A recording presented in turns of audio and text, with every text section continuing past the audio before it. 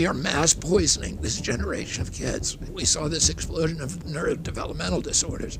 So ADD, ADHD, speech delay, language delay, tics, sleep disorders, Tourette syndrome, narcolepsy, ASD, autism, all these diseases that prior to 1989, we never heard of them. Right.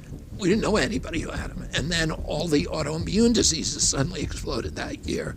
Juvenile diabetes, rheumatoid arthritis, these exotic diseases like Crohn's disease and lupus. Suddenly everybody, all these kids got these, are sick. And the allergic diseases suddenly appeared. Again in 1989, or in that area, early 90s, peanut allergies. I had 11 siblings, 70 cousins. I didn't know anybody with a food allergy. Why do 5 of my kids have these anaphylactic allergies?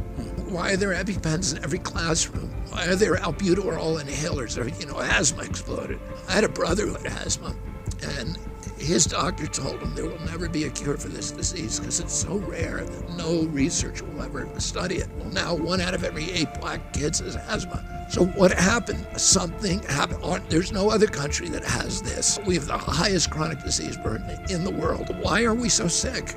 And why is nobody looking at that and saying, we know that it's an environmental toxin. Genes don't cause epidemic. Congress actually told EPA to study the issue of what year the autism epidemic began. So I'm 69, and among 69-year-old men today, 1 in 10,000 has full-blown autism. Nonverbal, non-toilet trained, stimming, toe walking. The EPA actually came back with a real study.